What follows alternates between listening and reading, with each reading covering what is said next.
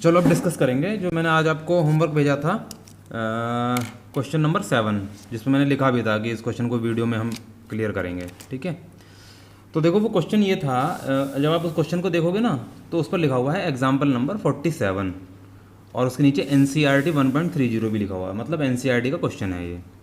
और देखो क्वेश्चन ये कहता है आपसे, मैं उसको पढ़ लेता हूँ एक बार, मैंने आपको फ़ोटो खींच के भेज दी, उसे देख लेना।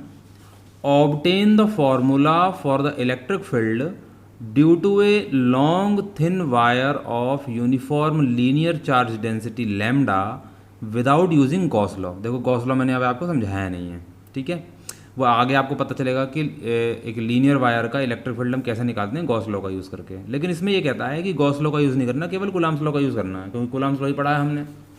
तो देखो इसका क्वेश्चन ये है, लॉन्ग थिन वायर है, लॉन्ग का मतलब बहुत लंबा है, और उसकी जो लीनियर चार्ज डेंसिटी है वो है लैम्डा।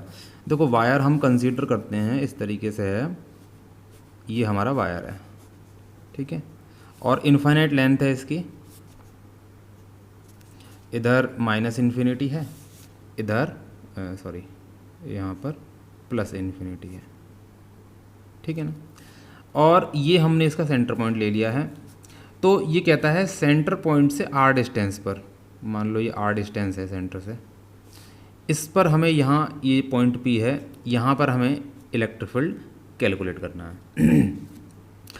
तो देखो एक छोटा सा एलिमेंट, हम इस वायर, ये जो वायर है ये पूरा का पूरा पॉजिटिवली चार्ज्ड है, और क्वेश्चन में कह रहा है कि इस वायर की जो लीनियर चार्ज डेंसिटी है वो है लैम्डा कूलम्ब पर मीटर, ठीक है।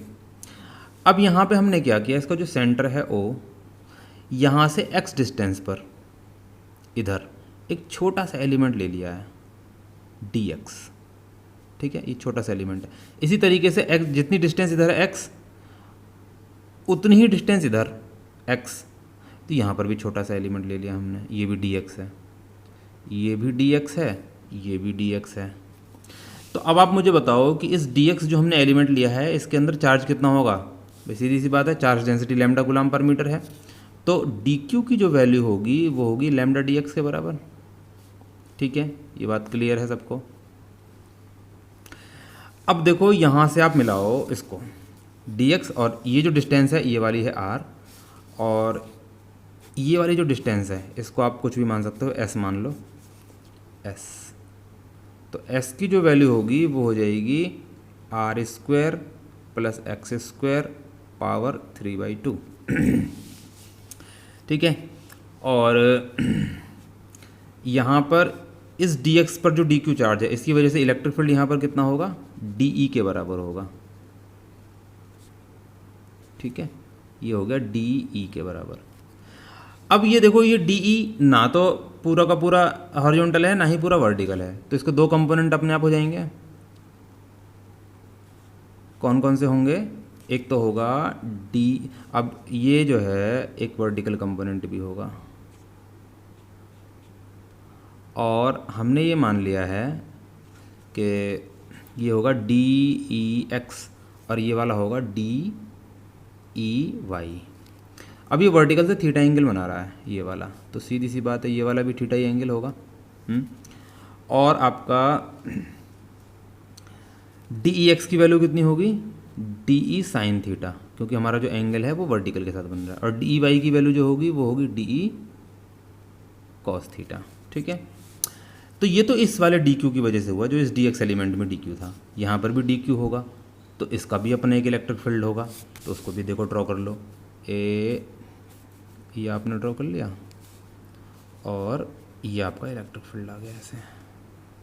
तो इस इलेक्ट्रिक फील्ड का जो मैग्नीट्यूड होगा वो भी dE के बराबर होगा, है ना, और इसके भी इसी तरीके से दो कंपोनेंट होंगे, यहाँ पर भी ये एंगल थीटा के बराबर होगा, ये वाला एंगल भी थीटा के बराबर होगा, ये dE होगा, और इसका जो वर्टिकल कंपोनेंट है वो dE cos थीटा के बराबर ही होगा, और सेम डायरेक्शन में होगा, देखो ये वाला भी, और ये वाला जो होगा वो इस dEx के, ये माइनस dEx के बराबर होगा, इसके अपोजिट डायरेक्शन में। तो आपको देखो देख के ही पता लग रहा है कि सेंटर से इक्वल डिस्टेंस पर दो एलिमेंट हमने लिए हैं, उनकी वजह से जो P पॉइंट पर, ये P पॉइंट है आपका, P पॉइंट पर जो इलेक्ट्रिक फील्ड है उसके सक्सेसिवली दो कंपोनेंट हैं, dE cos theta dE sin theta, और इधर भी इसका एलिमेंट, इसका जो इलेक्ट्रिक फील्ड है इधर है, इसके भी दो कंपोनेंट हो गए डी कॉस डी। तो जो डी साइन थीटा वाले कंपोनेंट हैं वो इक्वल एंड अपोजिट होंगे, तो ये कैंसिल आउट हो जाएंगे, जुड़ेंगे कौन से, डी कॉस थीटा। तो इसके लिए हम क्या करते हैं, अगर हमें पूरे वायर का इलेक्ट्रिक फील्ड निकालना है तो हमें डी कॉस थीटा का इंटीग्रेशन करना पड़ेगा। तो आ जाओ, अब हम नेट इलेक्ट्रिक फील्ड निकालते हैं, e is equal to integration d e y. तो कितना हो गया ये जो होगा तुम्हारा integration d e cos theta, और लिमिट आ जाएगी माइनस इन्फिनिटी से प्लस इन्फिनिटी तक। क्यों? क्योंकि यहाँ पर ये जो एलिमेंट हैं ये वायर पर कहीं भी हो सकते हैं, माइनस इन्फिनिटी से लेकर प्लस इन्फिनिटी तक कहीं भी हो सकते हैं, और हमें सबके चार्ज का इलेक्ट्रिक फील्ड जोड़ना है। ठीक है, तो सबसे पहला काम ये है कि डी ई की वैल्यू निकाल ली जाए। देखो डी ई क्या होता है, इलेक्ट्रिक फील्ड का फार्मूला 1/4 पाई एप्सिलॉन नॉट, और डी ई किसकी वजह से, डी क्यू की वजह से, क्यू अपॉन आर स्क्वायर, तो डी क्यू अपॉन, और आर कितना है यहाँ से यहाँ तक का, एस, तो एस स्क्वायर ये है। तो अलाउ इसको जोड़ देते हैं, कितना हो जाएगा, integration 1/4 pi epsilon naught d q, और देखो एस स्क्वायर है, एस की वैल्यू कितनी है, r square plus r square power, sorry power 3/2 नहीं, पावर 1/2। तो जब इसका स्क्वायर करोगे आप तो एस स्क्वायर, तो यानी पावर हाफ कैंसिल हो जाएगी, ये हो जाएगा r square plus x square, और यहाँ पर आ जाएगा कॉस थीटा, और लिमिट आ जाएगी क्या, minus infinity to plus infinity. ठीक है, अच्छा अब यहाँ पे देखो टेन थीटा की वैल्यू निकालो। सबसे पहले यहाँ देखो कॉस थीटा की वैल्यू भी रखेंगे हम, कॉस थीटा की वैल्यू कितनी होगी, बेस अपॉन हाइपोटेन्यूज होता है यानी आर अपॉन एस, तो ये हो जाएगा आपका यहाँ पर 1 ये लिमिट लगा दी, minus infinity to plus infinity, और 1/4 पाई एप्सिलॉन नॉट, और D Q upon R square plus x square, और कॉस थीटा की जो वैल्यू है देखो बेस आर है ना, आर अपॉन एस ये रहा, तो एस की वैल्यू तो r square plus x square power half है, तो मैं डायरेक्टली इसको पुट कर देता हूँ यहाँ पे। अब ये टोटल कितना हो गया, इक्वल टू ये ई की वैल्यू जो आई तुम्हारी वो आई minus infinity to plus infinity, और आप देखो 1/4 पाई एप्सिलॉन नॉट, और डी यहाँ पर डी क्यू की वैल्यू भी पुट कर दो, लेमडा डी एक्स, तो अब आ गया lambda D X into R, ये आर है, upon R square plus x square power 3/2। ठीक है, यहाँ तक तो क्लियर है सबको, कोई प्रॉब्लम नहीं है। तो चलो आओ आगे चलते हैं। अभी देखो आप इसमें क्या होगा, आपने ये देखा है इसमें से कॉमन क्या क्या आ सकता है, ये देखो कॉमन क्या क्या आ सकता है, ये आपका 1/4 पाई एप्सिलॉन कॉमन आ जाएगा, लैम्डा कॉमन आ जाएगा, ठीक है ना, ये कॉमन ले लो पहले तो देखो कितना हो गया, ये आ गया ई की वैल्यू आ गई lambda upon 4 pi epsilon naught, और लिमिट लगा दो minus infinity to plus infinity, और R D X upon R square plus x square power 3/2। ठीक है, ये आ जाएगा आपका। अब इसमें आप ये देखो डायग्राम में आ जाओ कि टेन थीटा की वैल्यू कितनी है। देखो टेन थीटा की वैल्यू होती है परपेंडिकुलर अपॉन बेस, तो टेन थीटा की वैल्यू हो जाएगी एक्स अपॉन आर, ये आ जाएगा टेन थीटा। इसको आप इक्वेशन नंबर फर्स्ट मान सकते हो चाहे तो टेन थीटा की वैल्यू देखो डायग्राम में देखो, परपेंडिकुलर एक्स बेस आर, तो एक्स अपॉन आर, और चलो ये हो गया काम। इसके बाद x की वैल्यू कितनी आ जाएगी, आर टेन थीटा, और जब हम x की वैल्यू आर टेन थीटा रहेंगे तो dx की वैल्यू कितनी हो जाएगी r, और टेन थीटा की वैल्यू टेन थीटा का डिफरेंशिएशन कितना होता है sec square theta, sec square theta D theta, ये dx की वैल्यू आई।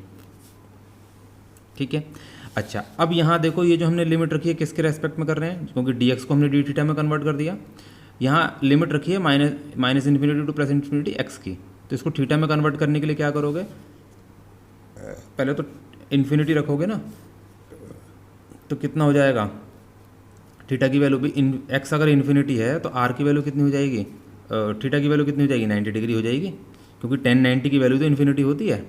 तो जब x की वैल्यू प्लस इन्फिनिटी है तो थीटा की वैल्यू प्लस पाई बाई 2 होगी, और जब x की वैल्यू माइनस इन्फिनिटी है तो थीटा की वैल्यू माइनस पाई बाई 2 होगी।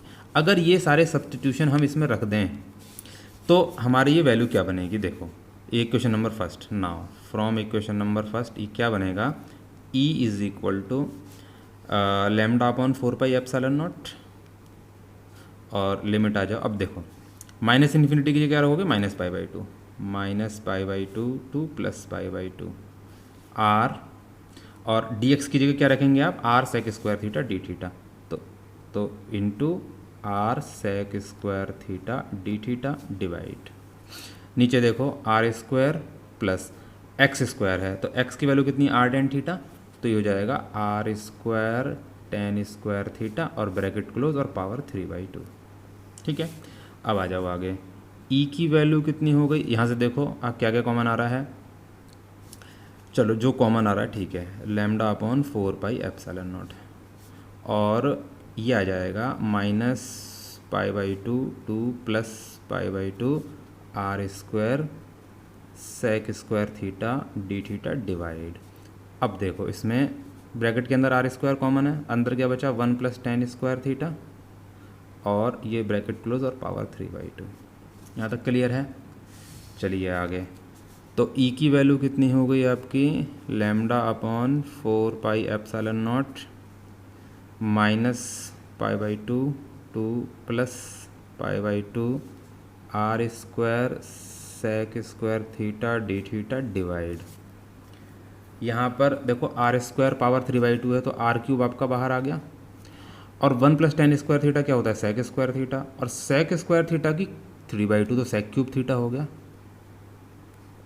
अब देखो कटेगा क्या क्या, आर स्क्वायर से आर की 2 पावर कैंसिल, और सेक स्क्वायर थीटा से सेक थीटा की 2 पावर कैंसिल, तो 1 अपॉन सेक थीटा बचा, और आर भी है यहाँ नीचे, तो 1 अपॉन सेक थीटा का मतलब कॉस थीटा, तो ये और आर को आप बाहर ले लो, तो ई की वैल्यू कितनी हो जाएगी, lambda upon 4 pi epsilon naught r limit minus pi by 2 to plus pi by 2, और 1 अपॉन सेक थीटा को क्या कर दिया, cos theta into D theta.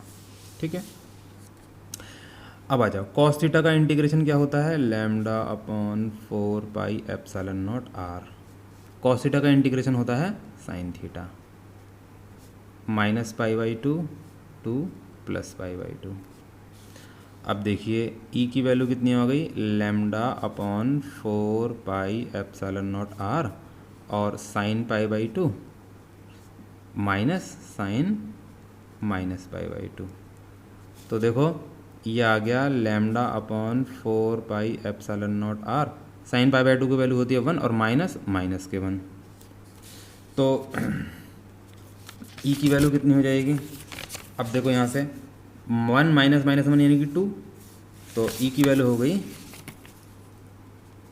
Lambda upon 4 pi epsilon naught r into 2, तो 2 से ये 2 2 जा 4, तो ई की वैल्यू कितनी आई, lambda upon 2 pi epsilon naught R. This is the formula for electric field due to a infinitely long या long thin wire with uniform charge density lambda. ठीक है, एक तो आपका ये क्वेश्चन नंबर 47 हुआ। दूसरा मैंने आपको होमवर्क नंबर जो 8 दे रखा था वो आपका उस पर लिख रहा होगा एग्जाम्पल नंबर 48, और उसमें क्या कह रहा है, उसमें आपसे कह रहा है क्वेश्चन, मैं पढ़ देता हूँ आप देख लीजिएगा।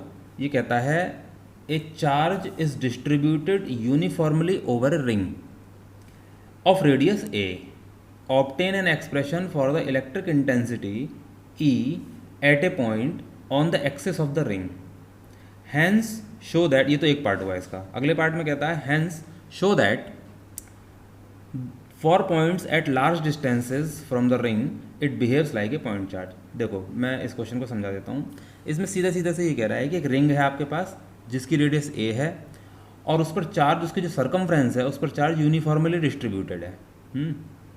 तो सबसे पहले तो उस रिंग की एक्सिस पर आपको इलेक्ट्रिक फील्ड निकालना है ना, पहला काम तो आपको ये करना है। दूसरा काम आपको जो करना है वो ये करना है कि दिखाना है कि फार पॉइंट के लिए, यानी कि दूर के जो पॉइंट्स हैं उनके लिए ये पॉइंट चार्ज की तरह बिहेव करेगा रिंग। तो आ जाओ, अब सॉल्व करते हैं इसको। ये आपका आ रहा है होमवर्क नंबर 8 और एग्ज़ाम्पल नंबर 48। ठीक है, अब देखो इसको देखते हैं हम।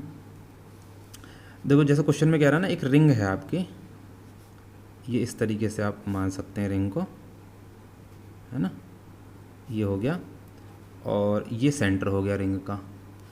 तो रिंग का सेंटर हो गया और इसकी जो एक्सिस है वो ये है और इस पर चार्ज यूनिफॉर्मली डिस्ट्रीब्यूटेड है। इसकी जो रेडियस है वो है ए, जो क्वेश्चन में दे रखी है। सेंटर को ओ मान सकते हैं हम, ये रेडियस है आपकी ए।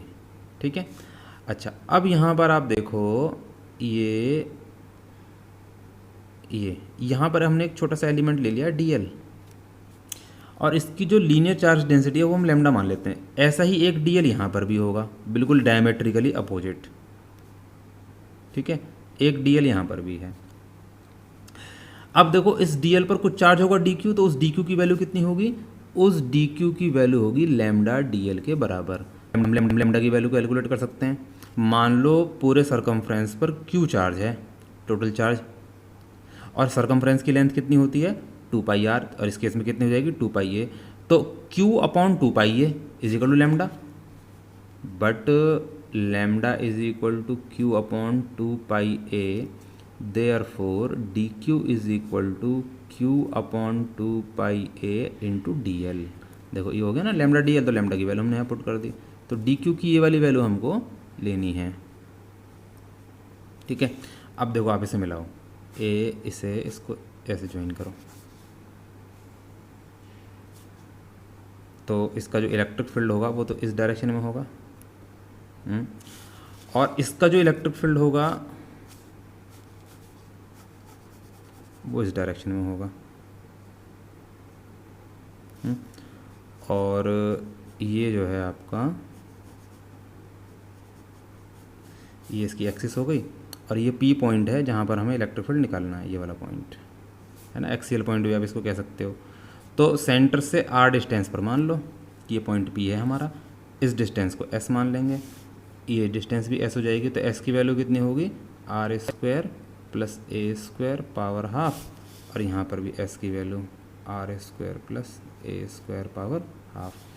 अब यहाँ आगे देखो, जब ये DE होगा और ये वाला भी DE होगा तो इसके दो कंपोनेंट होंगे, एक तो बनेगा तुम्हारा एक्सिस के अलोंग, और ये एंगल थीटा मान लो आप,